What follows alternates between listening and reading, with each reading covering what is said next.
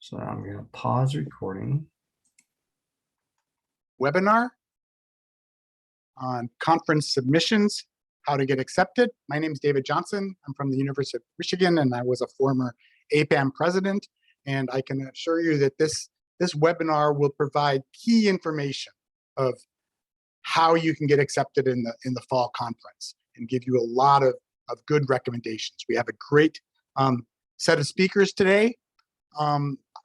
We will have and all of them have been involved in either the program committee or submitting papers or submitting sessions, so they have a lot of important information. So we'll first hear from Anna Amirkanyan from American University, who will talk about her experience and give you some ideas. Then Hannah Batesh from Apt Associates, and then finally we'll hear from Christopher Kit Carpenter from Vanderbilt University, who will provide you his insights into the conference. And Kit is important because he is on the slate as a president-elect for APPAM, so he would actually be organizing the next fall conference. Finally, we'll hear some details from Samantha Oliver Thompson, who's at APPAM, and she also is critical in how the program runs. So I wanted to start with a couple of anecdotes from myself that I think give a good idea of how this process works.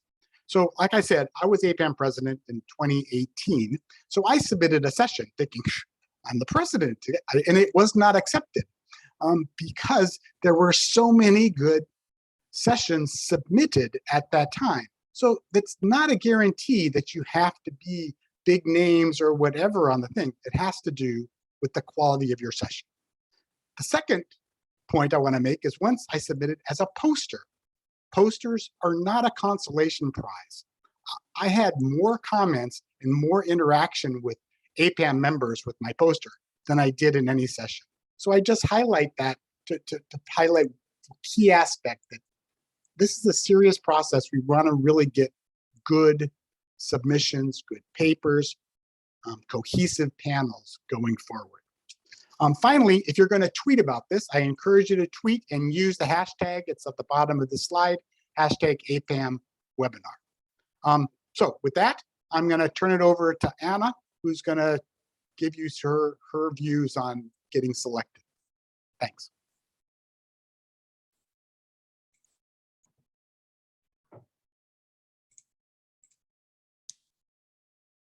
David, I'm getting a message that I cannot start sharing the screen. All right. Excellent. Okay, give me a thumbs up if you can hear me and see the slide presentation. Thanks. Wonderful. Good afternoon, everyone. My name is Anna Amirkanyan. I'm a professor of public administration and policy in the School of Public Affairs at American University. In terms of my experience with APPAM conferences in the past couple of years, I served as a co-chair for public and financial management and management of healthcare organizations sections. Previously, I served as a reviewer for the conference a number of times, and I've also been involved as a reviewer and program committee member and chair in other conferences, primarily in the field of public administration, such as the Public Management Research Association. And it's great to have this opportunity to speak to everyone today. I will start this presentation with the basics of conference participation, primarily applicable for first-time academic conference goers or maybe first-time PhD students. If you're a beginner academic conference participant, I would first clarify the expectations and practices in your field. So the key question you may want to find an answer to is, what are the flagship conferences in your field or subfield? And how many conferences do people typically attend per year? The answer to that question can be found in your mentors and your professors' CVs that you can probably download from your institutional websites. Some of you may want to have a discussion with PhD program or master program directors, department chairs, and mentors about their expectations, experiences, relevant specifically to PhD students, master students, and the junior faculty. Okay. A quick note that has to do with the timeline. Each conference has its own timeline and its own deadlines. Here in the United States and internationally, you really need to pay attention to these deadlines. And so for APPAM in particular, that is the conference you plan on attending and will be submitting on a regular basis. Take note of proposal submission deadline, acceptance notification timing, participation confirmation. This is something you would need to confirm to the conference that you're participating. The paper submission deadline, which is typically a couple weeks prior to the conference and or your presentation. Conference dates and locations, and you need to have that flexibility because your presentation can be assigned on the very first day or the very last day of the conference. There may be little flexibility there. And as a department chair, I always remind everybody about clarifying reimbursement process. That can take time. And so something to keep an eye as well. Two most basic suggestions if you're planning on attending a conference is submit your proposal on time. So keep an eye on the submission deadline, which is usually clearly stated on the website and the call for proposals communicated by associations.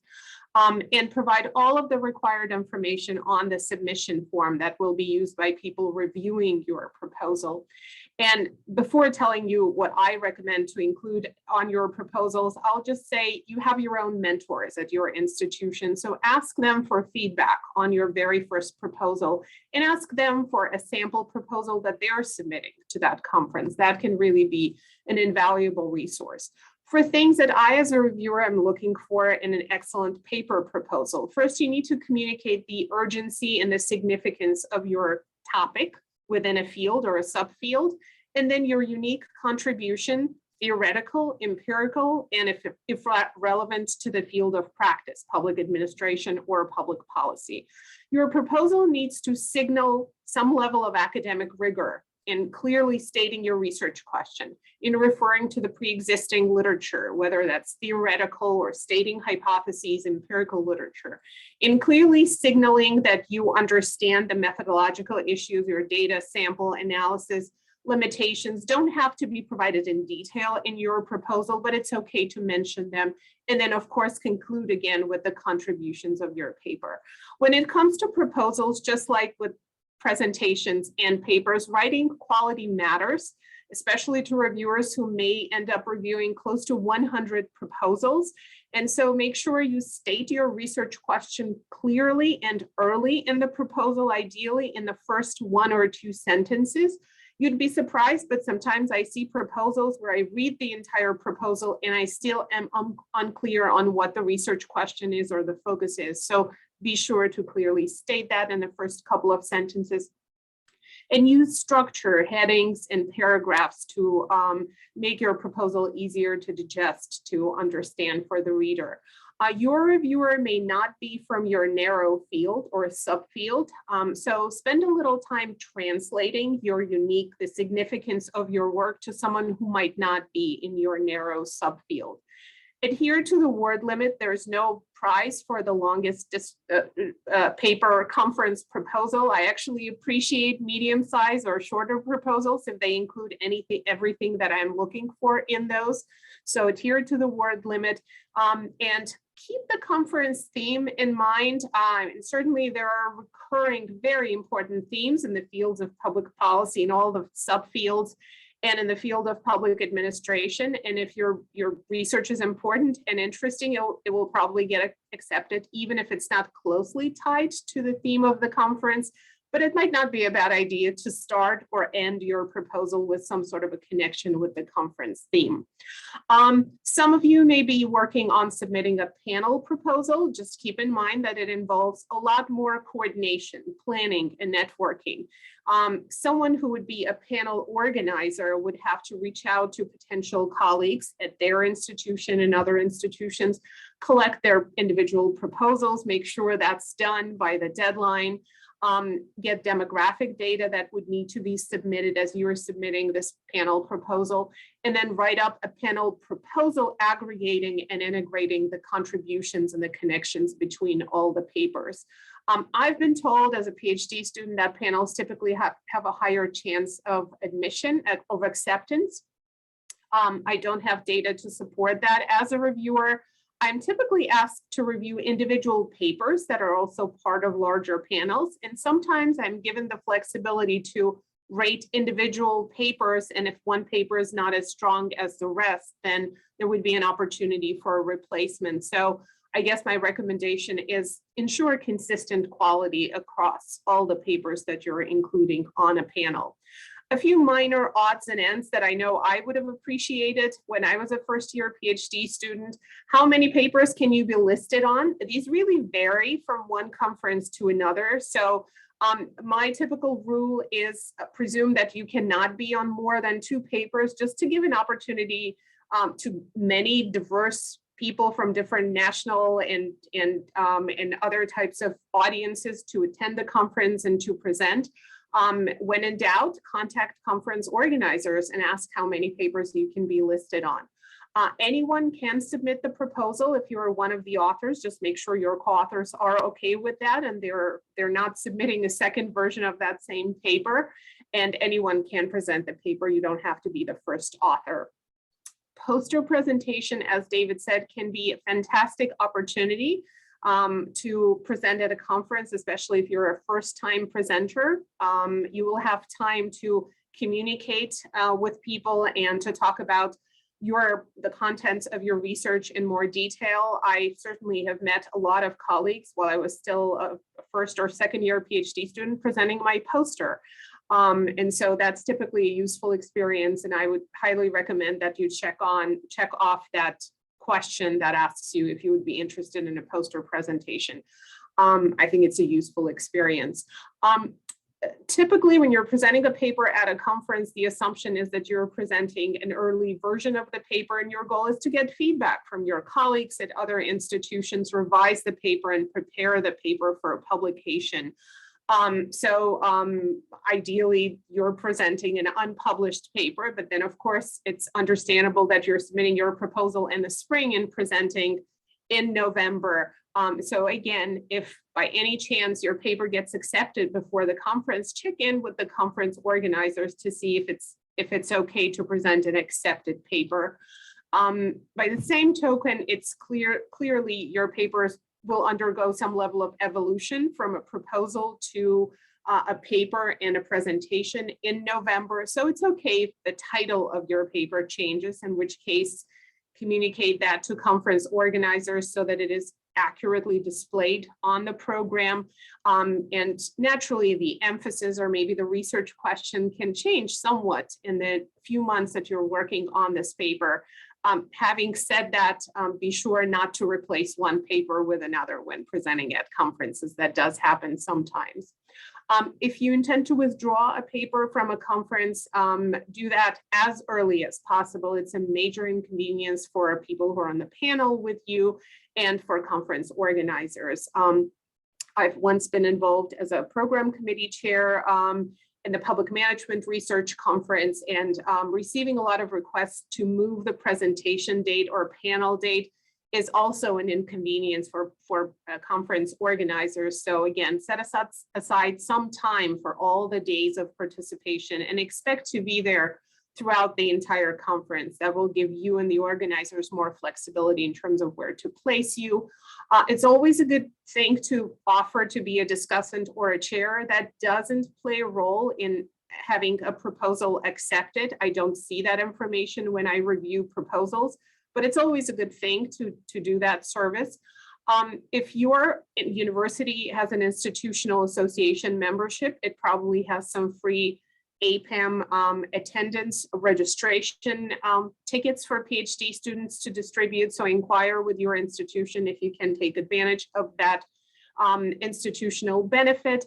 And sometimes as a doctoral or a master's student, volunteering to help your institution, staffing an exhibit table or a table at the PhD program fair can be helpful in that your institution can financially support your trip.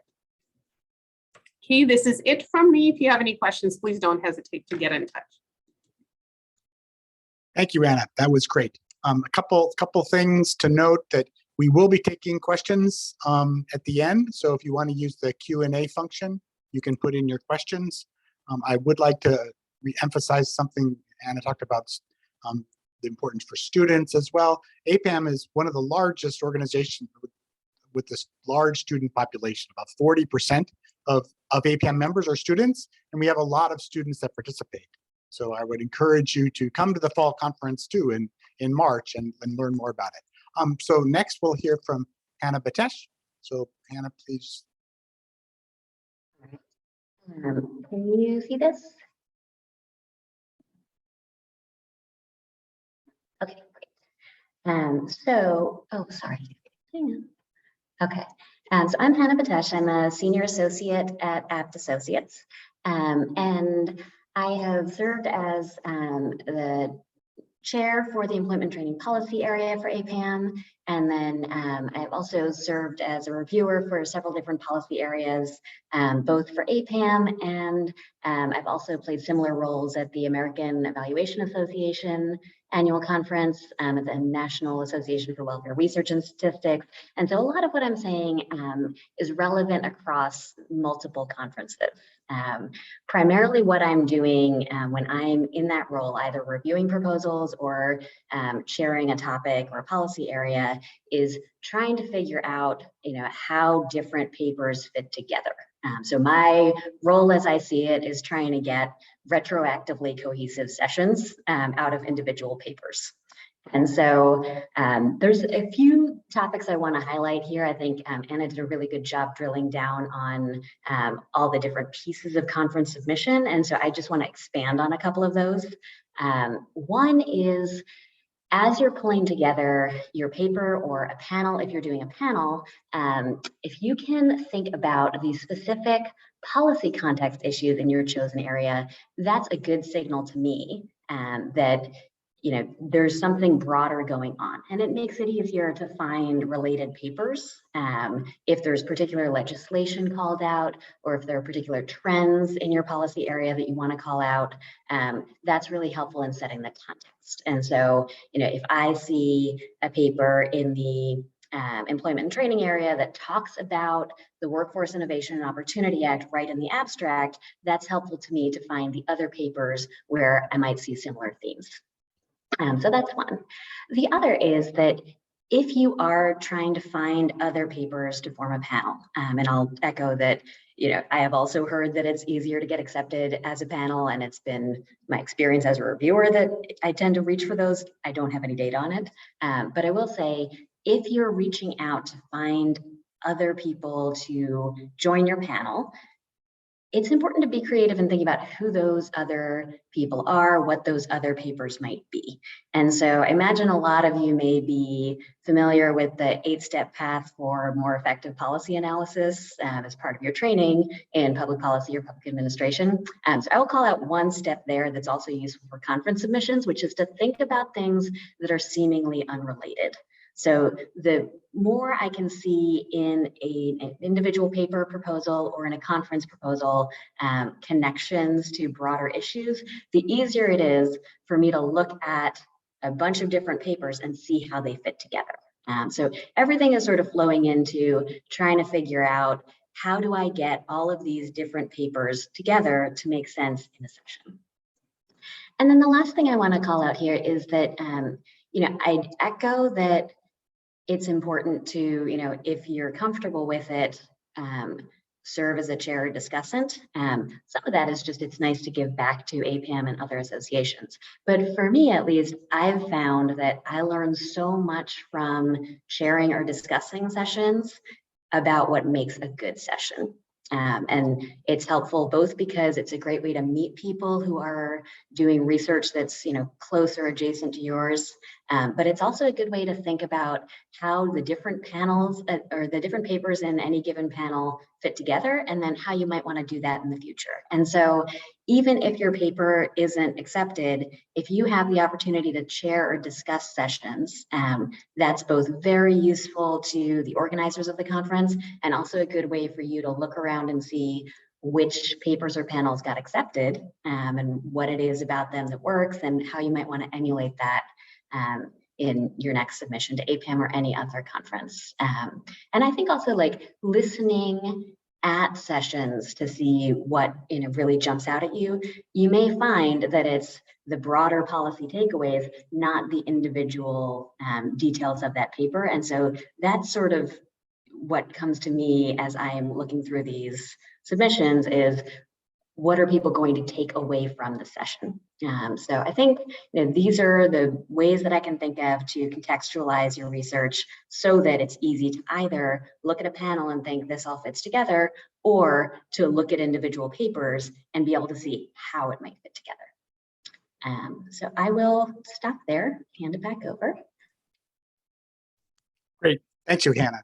And yeah, so attending the conference is one of the key things to do to learn how to create a great panel. So you can still register for the conference in March 27th to 29th in Austin, Texas. So I'd encourage you to register and go to some of these sessions.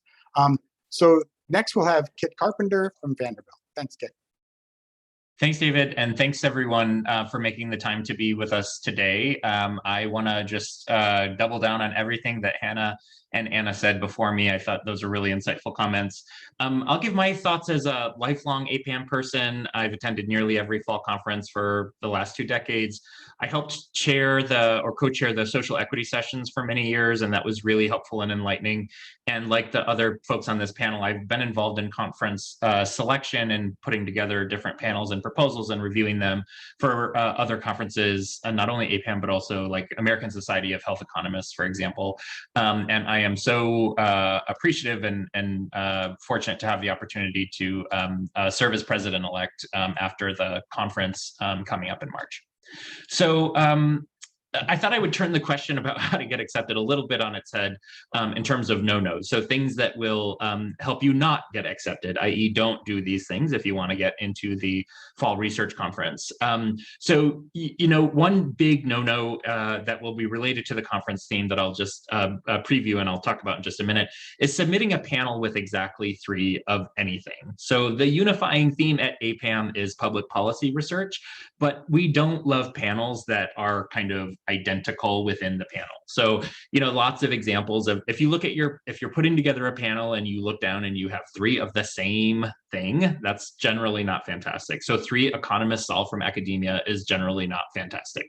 3 participants all from Vanderbilt, for example, is generally not fantastic. We don't want these sessions to be little clubs. We want to be welcome and open to lots of people with lots of backgrounds, with lots of different perspectives, to students and faculty, to people in academia, in government, in nonprofits, to people in all different sectors. So if you look at your panel and it's too identical, that's not a fantastic thing. And the second point is very strongly related, which is demographic diversity is very important for the APPAM conference and for APPAM in general.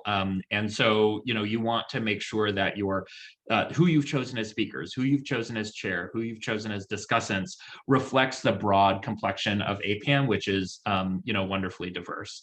And then the third bullet is really for my fellow economists, which is has been already echoed, I think, by some of the earlier comments, but we're used to these get in, get out, make a point kind of abstracts, and that does not work particularly well for APPAM. So, we want at APPAM, we want a little bit longer abstracts. We want some, structure, think of structured technical abstracts that you might see in other fields with motivation and background and data and conclusions and implications, and that results, conclusions, implications. That's more of the format, not get in, say 90 words and get out. So try to avoid those shorter abstracts.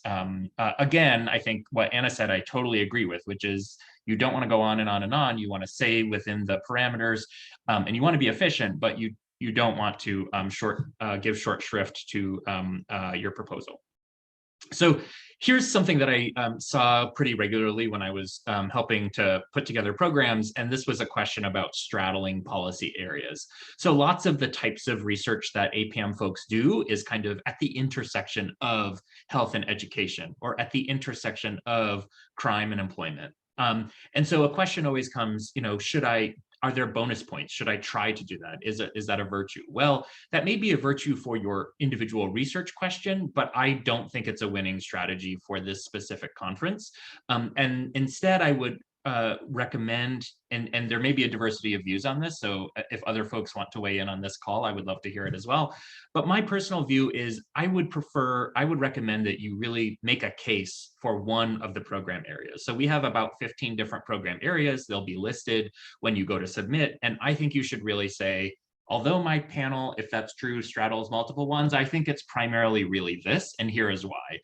And the reason that that matters, I think, is because at the end of the day, the program committee faces these really tough decisions. We have hundreds of proposals. They are all fantastic in different ways.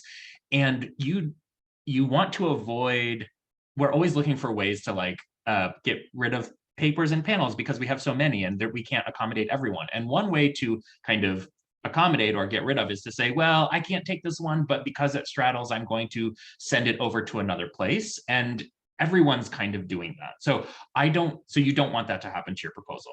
Instead, I think what you want to do is say, I am education, I am health, I am national security, i.e. make a case that you are one of the primary policy areas. Again, straddling in general is good, but with respect to specific conference program, I think you want to make a claim.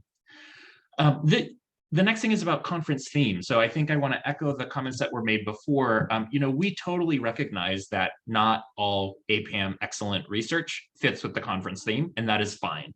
A bunch of the papers, a bunch of the posters, and a bunch of the sessions will seem totally unrelated to the conference theme, and that is totally fine. The theme is a way for the leadership to say, we are going to carve out this idea or topic as something of a special importance this year. And so if you look at the history of conference themes, it's all really interesting, different aspects of public policy research. So the current one, I think, is engaging diverse perspectives. That has come through a lot in recent years. That would be mine as well. I love engaging diverse perspectives. But this year, I'll just preview, and this is maybe some hot off the presses, and will come out when registration happens very soon. This year's conference theme for November, again, this is for the November Fall Research Conference, is Advancing Policy Research with Cross-Disciplinary Perspectives. So this is a theme I think we haven't seen for a while in APPAM. It's a theme that's very close to my own heart as somebody who sits in an interdisciplinary unit with sociologists down the hall, health services researchers down the hall, social epidemiologists down the hall. Really, public policy research works really well when political scientists are engaged with economists, are engaged with psychologists, are engaged with historians, et cetera. And so, this year's conference theme, I think, will give bonus points, so to speak, for papers or panels that reflect these multiple disciplines, either a paper that has multiple disciplines in its co-author team, or a panel that brings together multiple perspectives on a policy problem that are all relevant to that same policy problem. So the takeaway for me with respect to our conference theme for November is, don't pretend that your paper or session is something that it's not. Absolutely. Do not, if it has nothing to do with cross-disciplinary perspectives, that's fine. Don't say that it does if it doesn't. But be thoughtful when you're putting together your panels, for example, in trying to engage the theme. All else equal, if you can pull in a different disciplinary perspective, I think that will help you. And I want to think of it, I think it's useful to think of this as like a bonus points in review type of situation, or a tiebreaker situation, more than a necessary condition, because it is absolutely not. So let me close with just a few kind of tips and tricks for if you are especially if you're a student and you're like, I have a paper, I want to go to the conference, but I don't know how to get to, pull these panel sessions together. So let me say something that's a little bit stronger than what either Anna or Hannah said, which is, I think they both said something akin to, I think there's actually a premium to a full panel proposal, not just individual papers.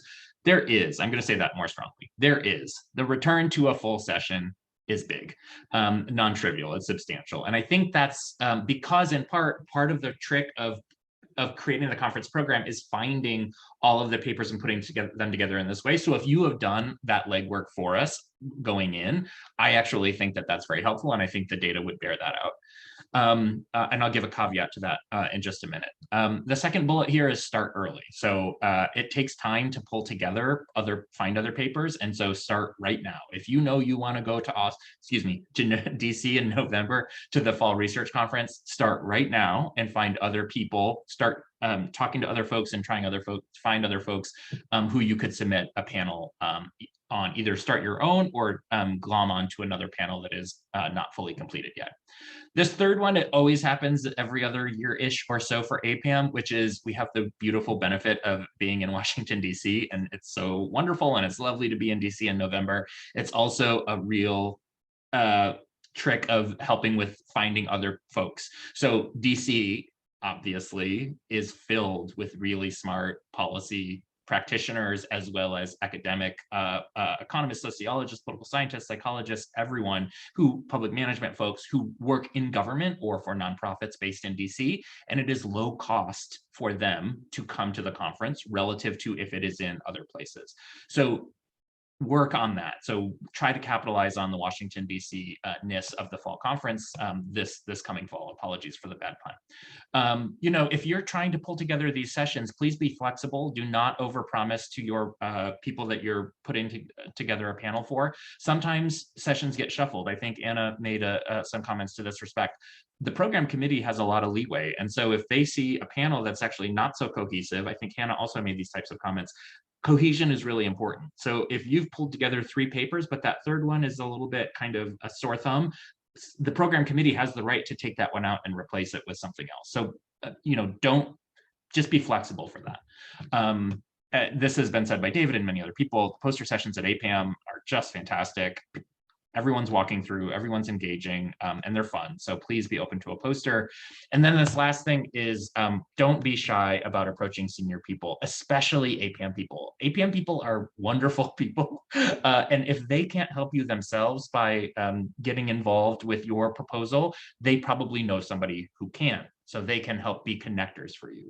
So if you look at the program committee, if you look at the policy council, if you look at past leadership, APPAM is just filled with wonderfully helpful people from all different disciplinary walks of life, working in all different types of policy areas, and they are happy to help you find folks to get who might help you pull together a session. So I'm happy, again, thank you so much for spending time with us today, and really looking forward to your questions. And with that, I will pass it back to David. Thanks, Kit.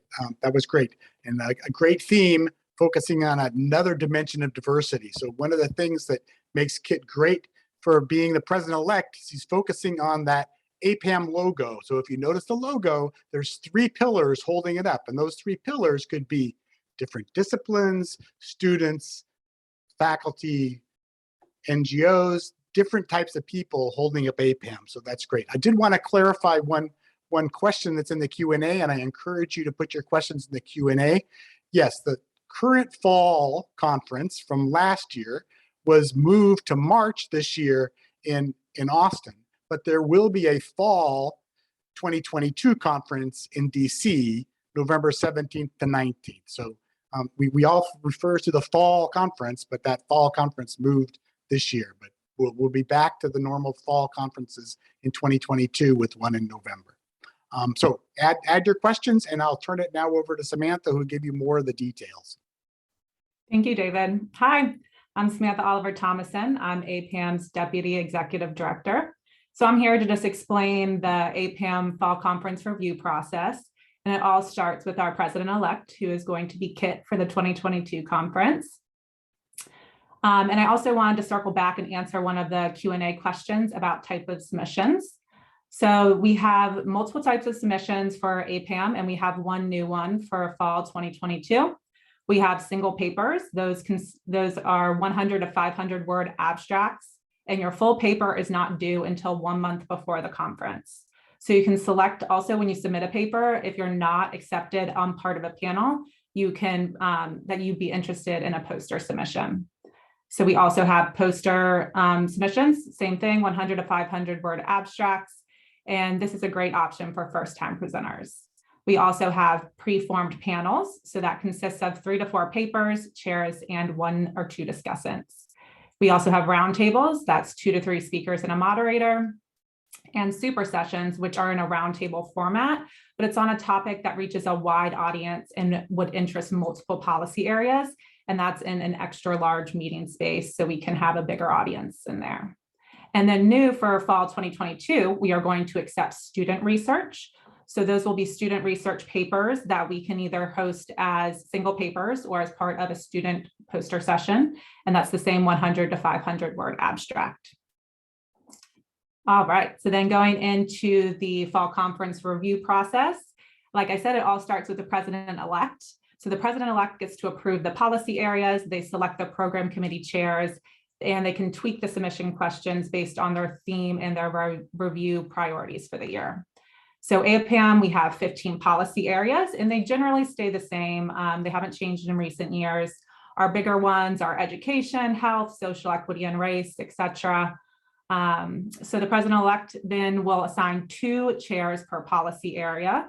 Bigger policy areas such as education will have 3 chairs and upwards of 35 reviewers. Smaller policy areas such as national security can get by with just 1 chair and 2 to 3 reviewers. So then once the chairs are selected, they will then create their own review teams. So both chairs and reviewers on the review team will read the abstracts and score them within Compex, which is our database for submissions. And the review teams are required to be diverse in terms of gender, race, ethnicity, sector, affiliation, career level, and APPAM experience. We want to have a lot of different perspectives reviewing these submissions to make sure that we're accepting great research. APPAM also has a really strong academic participation, so chairs have to work hard to incorporate practitioner and government perspectives on their review teams. And we also try to strike the right balance between having new and experienced reviewers. So we have folks that know how the review process works, and then we also have that fresh perspective and new views in our review teams every year. So then for the review, there are at least 2 reviewers per submission, and the exact process or split is to be determined by the chairs of each policy area.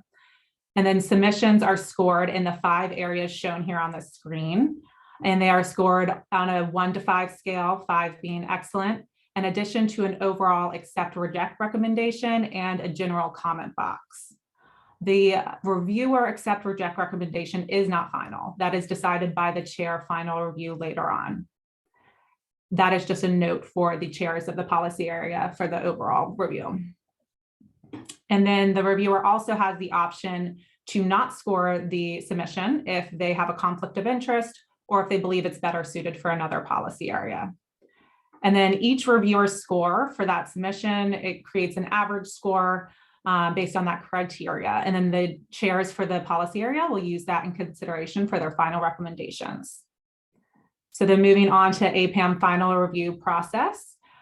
Each policy area receives a session and a poster budget. So this is the amount of sessions and posters they are allowed to accept. And this is based on the percentage of overall submissions for that policy area for that year, in addition to meeting space. So the more submissions in that policy area that year, the more time slots they will receive. So that's why you'll see fluctuations in how many sessions per policy area every year. And then chairs need to use that budget to make the final recommendations to send to the president-elect.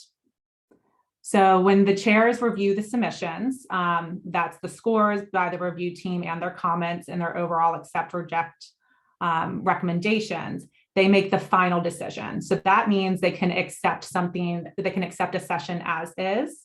They can also alter an existing session. So that means they can change the title.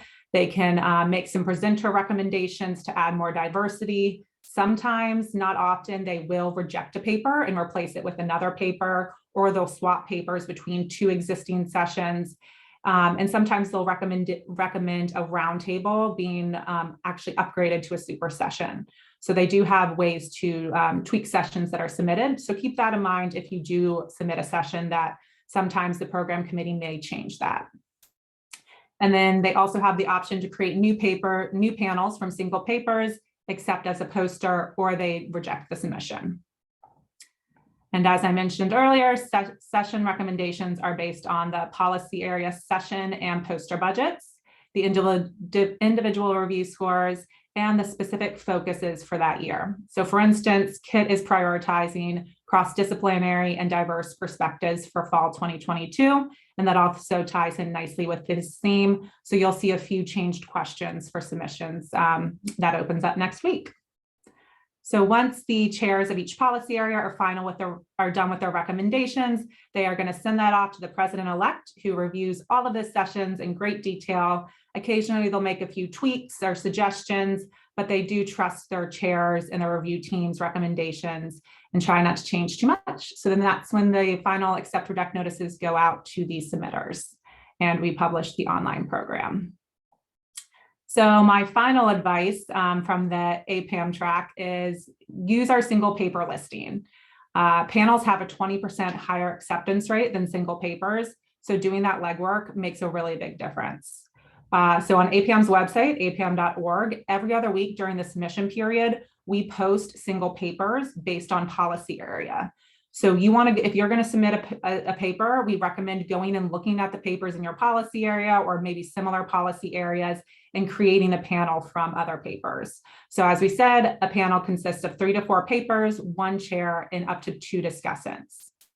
And then lastly, diversity is key. Never submit a session with all participants from the same organization. Try to have at least 1 practitioner perspective, and then keep other demographics in mind when you're creating a session.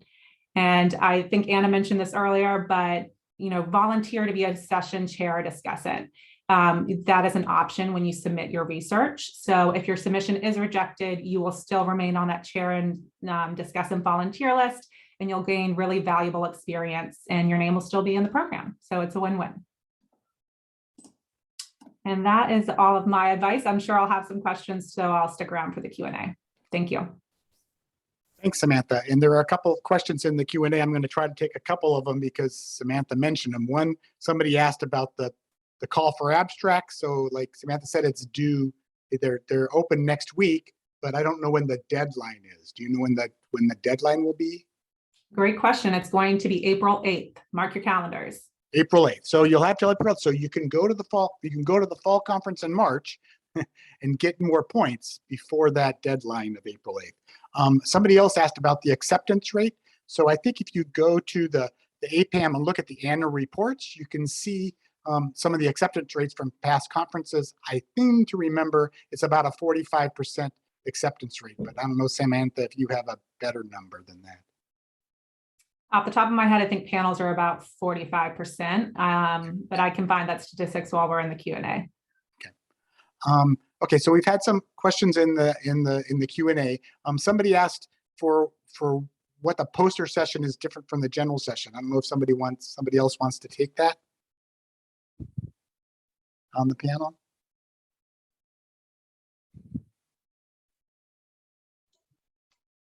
So our poster sessions consist of up to 100 posters. We have one on the first full day of the conference, and that's in the exhibit hall. You have a nice big poster board, you display the highlights of your research, and then it's an hour-and-a-half reception where people walk around, they have drinks or they have lunch, depending on which session you're in. And it's a great first experience. You get a lot of foot traffic. So like I said, I recommend that if you're a student or a first-time presenter. Great, thanks. A couple questions, and maybe Anna wants to take these because she did a very good detail of what they're looking for in abstract. So one question asked about, go into more detail about the type of abstract you're trying to see, and then another person asked how important it is to have results in that proposal or abstract. Sure. Anna, Yes, I think in terms of having results, obviously results are great and exciting. It's always great to have them. I think everything has shifted over the last 2 years. We really understand that you may have planned to have results and then everything happened. And so I think increasingly, it's great to have results. And ideally, you have at least some results on a whole panel. But I think we're learning more and more from just the process of data collection and everything you have to adjust. So I think the point is to contribute to the conversation. And so if you don't have results yet, but you can talk through some of the implications of the data collection process, that is helpful. if you can talk through, what you're planning to do, to adjust or things like that, I think that is helpful. Results would be great. We understand that that might be complicated. And then, sorry, the other question was, let's see. Just what types of abstracts we're looking to see. I think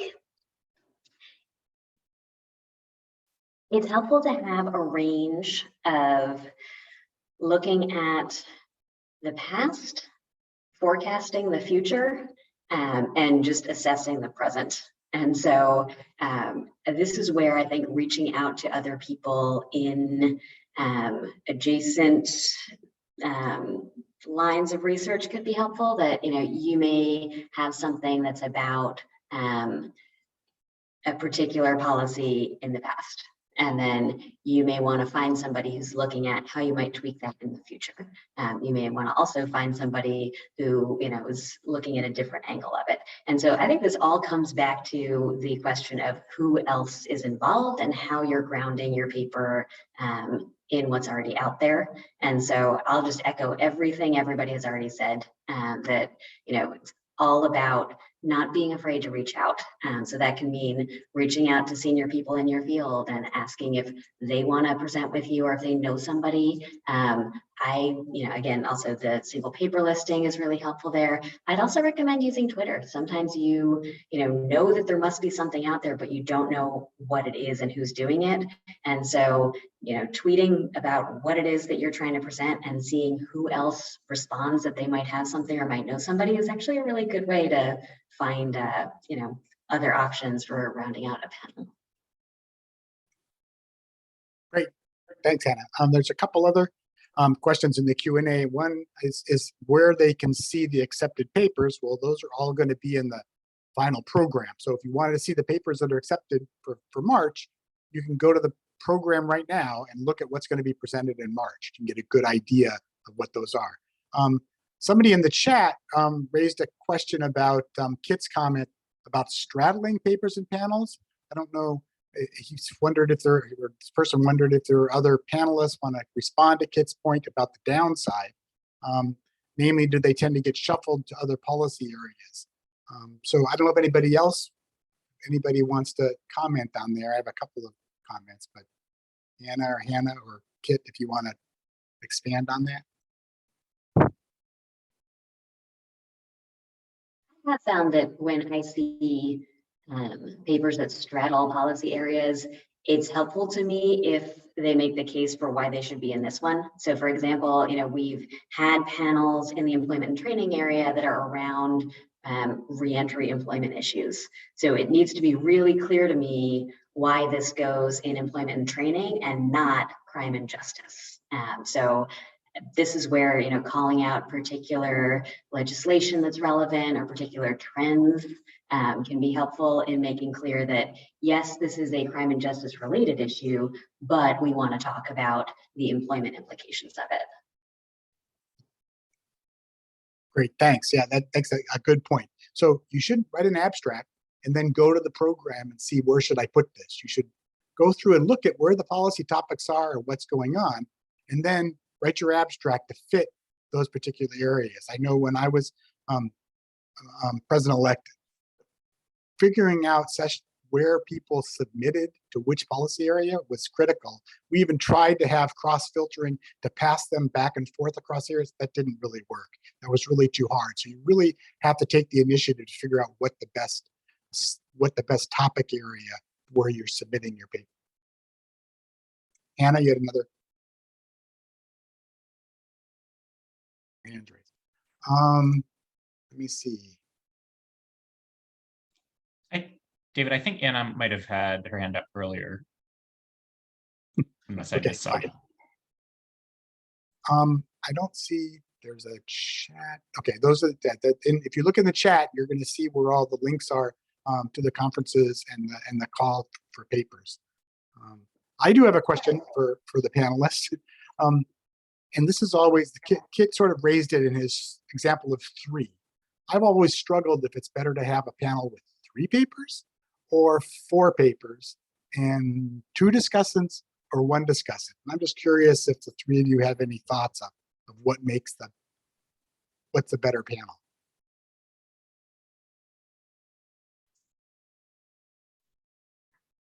I can start, and Hannah, you're welcome to follow up. As from the reviewer perspective, I guess it doesn't really make a difference. My goal is always to select the best athletes, the best papers. From the conference organizer perspective, I felt that it's always safer to have 4 papers on a panel because people tend to withdraw. I feel like most conferences allocate sufficient amount of time for 4 papers to be delivered. And the time can be 10 to 12 minutes, I think is a typical time at APPAM and other conferences, 10 to 15 minutes, depending on the time available with, I guess, 30 to 40 minutes of Q&A. It's harder sometimes to furnish panels with 4 perfectly fitting papers, so that is a concern. But from the standpoint of the possibility of withdrawals that do sometimes happen, I find 4 papers a safer bet. And in terms of discussants, it really does not make a difference. 1 or 2, if these discussants provide insightful comments, both can work very well. Sometimes it's helpful to have an academic discussant and a practitioner discussant, and you will get diverse set of comments, so that can be helpful as well. Or somebody from the US and other countries would be different perspectives on a topic. That might be helpful as well.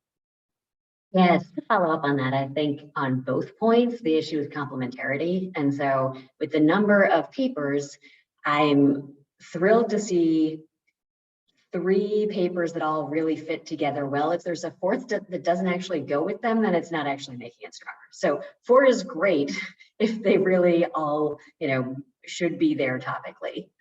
Otherwise, 3 is fine. And then on the issue of discussants, I think I don't have a preference for 1 over 2, but I'll echo Anna that I need to see why there are 2. So are they contributing sufficiently different perspectives that it's worthwhile to have both of them? And so, yeah, an academic and a practitioner, or people who focus on different aspects of the policy problem at hand. It needs to be clear, like, what the complementarity is there, more so than what specific number of discussants or what specific number of papers. Okay, you have a comment? Can I pile on? Yeah. So I mean, there are some practical challenges with 4 instead of 3. So one is inducing somebody to take on a discussant role to read 4 papers. It's a lot of work. It's a lot of volunteer work to do that. And so sometimes it's easier to do that with just 3. The other thing, if you get on the program, APPAM, I think, delivers some guidance as to the types of comments we want. And so APPAM has lots of time for comments because Q&A is really important. And in my view, the best types of comments are these overarching connecting comments across all the papers and giving context and that kind of thing. So in that sense, a choice of chair is in some sense as important, if not more important, than the discussants, just because I think there's a little bit more heterogeneity in terms of discussant comments or discussant quality. That at least that's what we hear at APPAM. The other logistical challenge with 4 is that time tends to run out more with 4 than it does with 3. And so that can be tricky. It's another shout out for the poster session. There is never, I was gonna weigh in on this and I'm sorry, I was watching the chat. You don't run out of time because you can go, like, if there's one paper on a poster session that you're just in love with, you can go spend all your time. And I've had that experience where, like, I find myself 45 minutes into a conversation with a poster presenter just because I am in love with having that conversation with that one person. The other real advantage of the posters is if you're shy and you want to meet certain people, with 100% probability David Johnson is standing next to the poster presented by David Johnson. So, and he can't leave that thing. So you go up there, there's a built-in reason to have a conversation with David Johnson, et cetera, et cetera. Not that David is somebody to be afraid of because he's very approachable. Thanks. And I think a number of people talked about going up to people. That's the key thing at a conference. Don't be afraid to go up and talk to anybody. And if you have a question, ask the question in the session. We are there, people are there presented because they love to talk about their research. So you ask them anything. In my view, there are no dumb questions. So again, ask questions. You'll learn a lot. I don't know if there's other. I think we've answered most of the questions in there. If everybody wants to have take their last comment of any other suggestions that they have.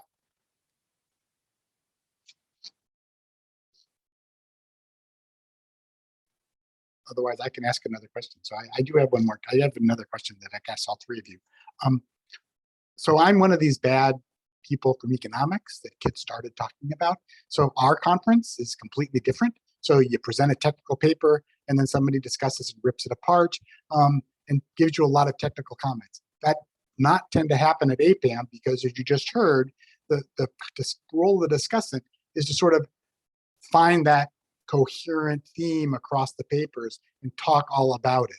So sometimes I get a question about, can I really submit a technical paper? So I'm sort of asking the three of you, what do you look at when you get one of these technical papers and where it fits? I think it's all about the translation. Technical is great, as long as it's clear to me what the value add is to the broader policy conversation. And in many cases, as minor methodological innovation, or using a new data set, or using an existing data set in a really new way, or linking it differently, that can have giant policy implications. Just call that out. I would second that. My field is public administration and management. It's hard to write a paper without a theoretical perspective, without connection to the field of practice and some interesting policy implications. So I'd absolutely be sure to have it all in the proposal. And if the contribution is methodological, that's perfectly fine. And I just highlight that in the proposal.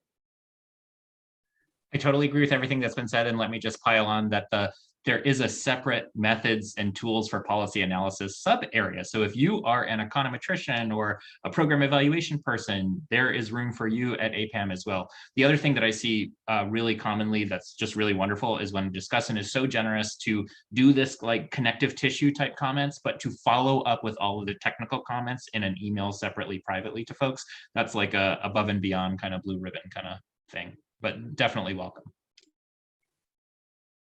Great, thanks for that. If you follow the chat, Samantha just put in the acceptance rate for 2021 was 43%. So that gives you an idea of what the acceptance rate was for the conference that's in March. Somebody also asked if they're an early career person, how do reviewers know where to place you or value your contribution in being a discussant? So I would encourage everybody who submits to check that box to say, I'm willing to be a discussant or I'm willing to be a chair. I know when I did this, we had to look at that because some of these sessions, like you said, it's only a 20% bump to be a panel. So that means a lot of sessions are made by individual papers. And I know as a program committee person, we struggled with finding discussants. So please check that and we'll try to we'll do the research. We'll look your name up. We'll find out where you are, what you know, to see where you would fit. So I would encourage that. So I think that brings us to the end of the session. Again, if you're going to tweet this, remember to do the hashtag APPAM webinar. This session has been recorded, so it will be posted on the APPAM site. And if you look at the screen, you'll see when the proposals opens. You can go to appam.org to find more information out next week. Please contact registration at APPAM with questions, and we'll have another webinar on March 2nd talking about beyond GDP.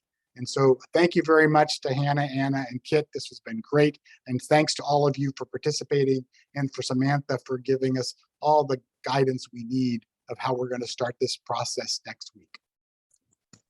Thank you, Bye. David. Thank you. Thank you, David. Thanks, everyone. David. Thanks, David.